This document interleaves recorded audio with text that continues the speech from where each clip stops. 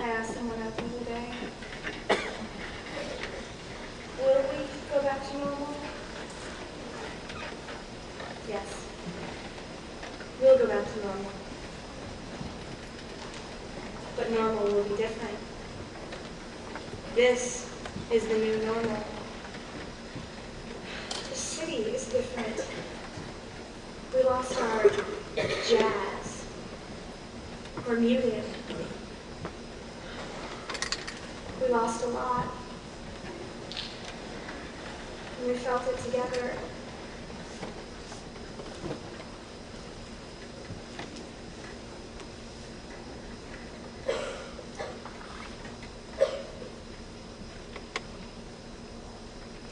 I'm Nick Flanagan, Bladder Company 60, and I'm here to honor the memory of our dear friend and brother, Bernhard Keppel.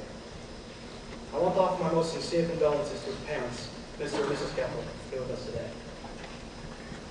I hope that these few words can give you some sense of how much we thought of Bonnie, and of the life that he brought into our lives. Some days I try to go without thinking about it, but to really pull that off, I'd have to avoid the newspaper, not watch the TV news, not do a lot of things. Not hear a siren, not smell smoke. What can I tell you about Bonnie? He lifted your heart. He had an unstoppable sense of humor. He was fun. He had a happy laugh. It rose out of him and took you along. For Bonnie, humor was as natural as breathing. Bonnie also had an art, the metalworker's art. He recuperated things, and there was nothing he loved more than critiquing metal. I get angry. How do you cut deals with God under these conditions? Bonnie was a genius with metal. He could weld it, bend it, bolt it, drill it, you name it. And then he brought in creativity.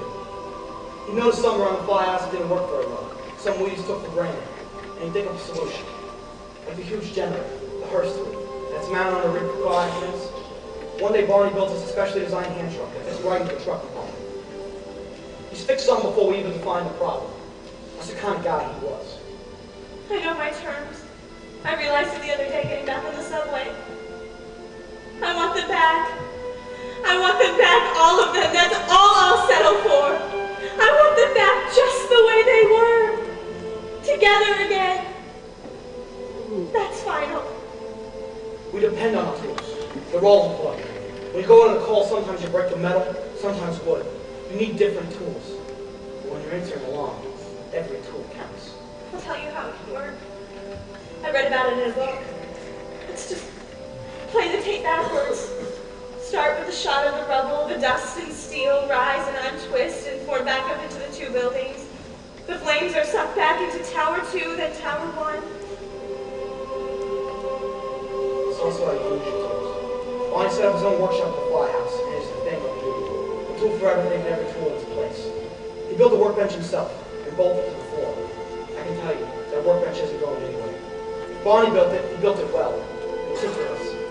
Bonnie had unique talent, and he used it for the betterment of the company. He was a man who worked magic with his hands, respected his tools, respected his job. He could pop mechanics for the men.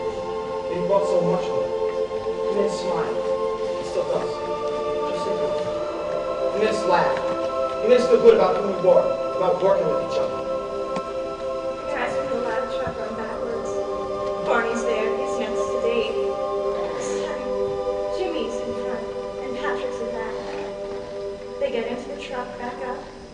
The orange traffic cone falls out onto the street. The truck backs into the firehouse. Barney gets into his van and backs off home. That's it. That's the deal. I just have nothing to bring to the table. Trust Barney to leave us with something more. His careful hands built things to last. The tools he built for us are still in the firehouse. The whistler with us. The anchor. They're welded. They're bolted. They're grounded. We use them every day. And every time we touch them, we are thankful